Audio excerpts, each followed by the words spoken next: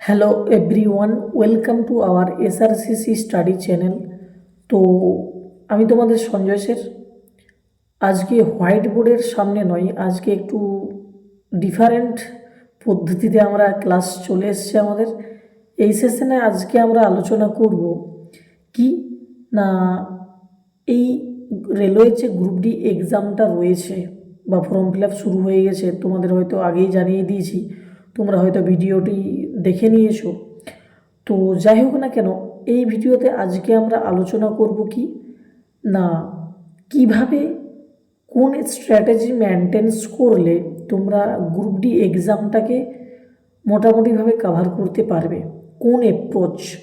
এবারে এই অ্যাপ্রোচটা কিন্তু বিগিনার্স হোক বা অনেক দিনের ওল্ড স্টুডেন্ট হোক, প্রিপারেশন যারা করছে বা শুরু করবে ভাবছে, সবার জন্যই এই ভিডিওটা।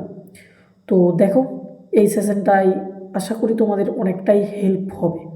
তো প্রথম থেকে শেষ পর্যন্ত তোমরা ভিডিওটি দেখো, তাহলে সমস্ত তোমাদের যে ডাউট রয়েছে, যারা সবে শুরু করবে ভাবছো, তাদের অনেকটাই এই সেশনটা হেল্পফুল হবে। তো চলো দেখা যাক। তো প্রথমে আমরা আলোচনা করব কি না, যে আমাদের অ্যাকচুয়ালি হয় কি, গ্রুপ ডি যে রেলওয়ে যে এক্সাম রয়েছে, রেলওয়ে গ্রুপ ডি এক্সামে হয় কি, মানে কিভাবে পদ্ধতিটা আছে। তো আমরা প্রসেসগুলো জানবো। প্রথমে দেখো, প্রথমে হয় কি, প্রথমে আমাদের হয় হচ্ছে সিবিটি এক্সাম। সিবিটি এক্সাম মানে কম্পিউটার বেসড টেস্ট। তারপরে কি হয়, তারপর হয় হচ্ছে আমাদের ফিজিক্যাল এফিসিয়েন্সি টেস্ট, মানে যেটা আমরা বলি পিইটি। আচ্ছা, তারপর কি হয়, ডিভি মানে হচ্ছে ডকুমেন্টস ভেরিফিকেশন। তারপর আমাদের হয় কি মেডিকেল এক্সামিনেশন, অর্থাৎ আমি শর্ট ফর্মে লিখছি। তো সিবিটি গেল, পিইটি গেল, ডিভি গেল, আর হচ্ছে মেডিকেল এক্সামিনেশন গেল। এই চারটা পদ্ধতি, 1 2 3 4, এই চারটা পদ্ধতিতে আমাদের এই এক্সামটা পুরোপুরি কাভার হয়। তো আমরা মেনলি কি জানবো না, আমরা জানবো হচ্ছে কি তোমার এক্সামটা সম্পর্কে। দেখো, প্রথম কথা বলি সিবিটি এক্সাম, ঠিক আছে, সিবিটি এক্সাম, ঠিক আছে। তো প্রথম থেকে ভিডিওটি দেখো, অনেকটা তোমাদের হেল্পফুল হবেই হবে। তো দেখো, সিলেবাসটা আমাকে প্রথমে জানতে হবে। সিলেবাসটা কী আছে, প্রথম কথা যদি বলি, সিলেবাসটাই আছে ম্যাথমেটিক্স, অর্থাৎ ম্যাথ। ম্যাথ 25 নাম্বার আছে। আচ্ছা, 2 রিজনিং আছে বা রিজনিং যেটা আমরা বলি। রিজনিং রয়েছে কত নাম্বার, রিজনিং রয়েছে তোমার 30 মার্কস, 30 নাম্বার। 3 নাম্বার রয়েছে কি জেনারেল সায়েন্স, অর্থাৎ সায়েন্সের পোর্শনটা আলাদাভাবে রয়েছে, কত নাম্বার, 25 নাম্বার। আচ্ছা, আর 4 নাম্বারে রয়েছে কি না জিএ, অর্থাৎ general awareness and current affairs. Current affairs, current affairs. আচ্ছা, টোটাল দেখো কত নাম্বার হচ্ছে, তাহলে এটা তোমার কারেন্ট অ্যাফেয়ার্স অ্যান্ড জিএ মিলে হচ্ছে 20 নাম্বার। তাহলে 20 30 50 আর 25 25 50, মানে টোটাল 100 নাম্বার আর 90 মিনিট টাইম। ওকে, এইবার ব্যাপারটা হলো ডিল কিভাবে করব, আমরা এই এক্সামটাকে কোন অ্যাপ্রোচ লাগাবো, অ্যাপ্রোচটা কী হবে। তো দেখো, অ্যাপ্রোচটা হচ্ছে কীরকম, আমি কথার কথা বলি।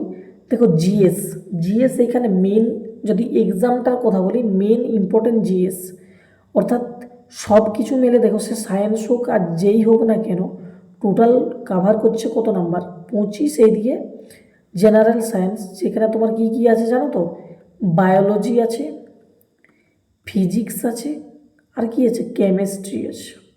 ওকে, বায়োলজি, ফিজিক্স, কেমিস্ট্রি। আর এখানে জিএ মানে তুমি সব কিছু পাবে জেনারেল অ্যাওয়ারনেসে। আমরা যেমন এসএসসি জিডি এক্সাম দিই, কী কী পাবো এখানে, আমরা হিস্ট্রি পাবো, জিওগ্রাফি পাবো, পলিটি পাবো, যেটা ইন্ডিয়ান কনস্টিটিউশন। আচ্ছা, হিস্ট্রি গেল, জিওগ্রাফি, পলিটি, ইকোনমি পাবো। তারপর কি পাবো, স্ট্যাটিক জিকে পাবো। আর কি পাবো, তাহলে এগুলো হলো। আচ্ছা, আর কি পাবো? Geography, history, geography, polity, economy সব কিছু হলো। এবার থাকবে আমাদের কি কারেন্ট অ্যাফেয়ার্স আছে, কারেন্ট অ্যাফেয়ার্স আছে। এই হচ্ছে ব্যাপার। তাহলে টোটাল আমি যদি বলি এইখানে জেনারেল সায়েন্স মানে এই বায়ো, ফিজিক্স, কেমিস্ট্রি আর এই history, geography, polity, economy, strategic and current affairs, এই সব কিছু মিলে আমাদের টোটাল কাভার করছে হচ্ছে 45 নাম্বার টোটাল।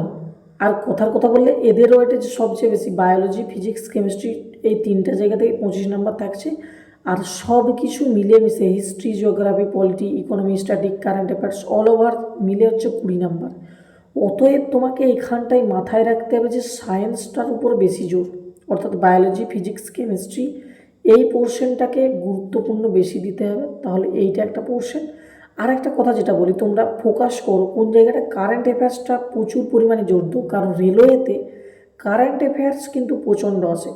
এবার যদি বলো স্যার তাহলে কারেন্ট অ্যাফেয়ার্স কবে থেকে কতদিন পর্যন্ত করতে হবে, দেখো 2024 যে কারেন্ট অ্যাফেয়ার্স আছে ইয়ারলি, যে কোনো তোমরা ম্যাগাজিনের থ্রুতে হতে পারো বা যে কোনো জায়গা থেকে 2024 সালের যে একটা বুক কিনে নিতে পারো কারেন্ট অ্যাফেয়ার্স 2024, সেই অনুযায়ী কিন্তু পুরো 2024টাকে কাভার করো। বারবার বলছি এই জায়গাটা খুবই গুরুত্বপূর্ণ, সেটা তুমি ওইখান থেকে স্পোর্ট ফলো করতে পারো। তারপর যে ওই 2024 সালের যে নিয়োগগুলো হয়েছে বিভিন্ন রকম, স্পোর্ট গেল, অ্যাপয়েন্টমেন্ট মানে নিয়োগ প্রক্রিয়াকরণ হলো, বা কোনো জায়গায় ধরো কোনো কিছু স্কিম চালু হয়েছে কি না সেগুলো, বা 2024 সালে কোনো ধরো খেলোয়াড় তারা বিভিন্ন পুরস্কারে পুরস্কৃত হয়েছে সেই জায়গাটাকে ফলো করো। এই হচ্ছে ব্যাপার। আর ম্যাথ তো তোমাকে পড়তেই হবে, ঠিক আছে, ম্যাথ তো না করলে কোনো এক্সামে ওইখানে দাঁড়ানোই যাবে না। ম্যাথ ম্যাথ জানা মানে সেখানে তুমি রিজনিং তো অবভিয়াসলি স্কোর করতে পারবে, ঠিক আছে, কিন্তু রেলওয়ে গ্রুপ ডিতে তোমাকে চাকরি পেতে গেলে তোমাকে কি করতে হবে জানো তো, তোমাকে কি করতে হবে, মোটামুটি তোমাকে এই যে 45 নাম্বার, অর্থাৎ হচ্ছে general science, bio, physics, chemistry মিলে 25, আর জেনারেল অ্যান্ড কারেন্ট অ্যাফেয়ার্স বলেই দিয়েছে, জেনারেল অ্যান্ড কারেন্ট অ্যাফেয়ার্স, অর্থাৎ কারেন্ট অ্যাফেয়ার্স কিন্তু খুবই গুরুত্বপূর্ণ, এটা হচ্ছে 20 নাম্বার। ঠিক আছে, 2024 সালের অল ওভার কারেন্ট অ্যাফেয়ার্স দেখে যেও, 25-এর যতটা সম্ভব, ঠিক আছে, 3-4 মাস 6 মাস পর্যন্ত যতদিন সম্ভব যদি পারা যায় দেখো, ঠিক আছে, দেখতে তো হবেই কিছুটা না কিছুটা। আর বলি এইখানে বুঝতে পারছো ইংলিশ তো এখানে নেই, তাহলে তোমার ম্যাথ গেল, রিজনিং গেল, এই দুটো তো সবাই স্কোর করতে পারবেই কম বেশি।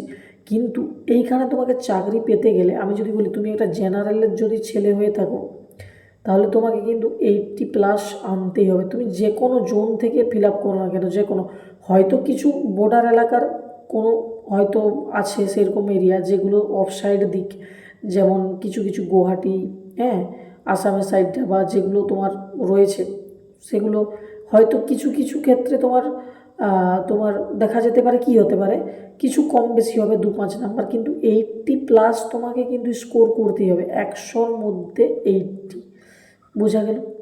100-র মধ্যে 80 যদি আনো তাহলে কিন্তু মোস্ট প্রবাবলি তুমি জবটা পাবেই পাবে, এটুকু শিওর। তারপর নর্মালাইজেশন কি হবে না হবে, কত পাওয়া যাবে, যেমন শিফট হবে তেমন অনুযায়ী, তো সেটা আমাদের হাতে নেই, কত নর্মালাইজেশনে বাড়বে না কি হবে। তো যতটুকু বলার বললাম, আশা করি এই যে সেশনটা তোমাদের হেল্পফুল হবে। তো যদি সেশনটা ভালো লাগে লাইক করো, যদি আরও কিছু জানার থাকে এক্সাম সম্পর্কে কমেন্টে জানাও, আর সেশনটা যদি ভালো লাগে তাহলে আরও সবাইকে শেয়ার করো যাতে তোমার বন্ধুবান্ধব সবাই এই সেশনটা দেখার সুযোগ হয়। তো এই সেশনটা এই পর্যন্তই, দেখা হচ্ছে নতুন কোনো একটা সেশন নিয়ে, ততক্ষণ আজ পর্যন্ত জয় হিন্দ, বন্দে মাতরম।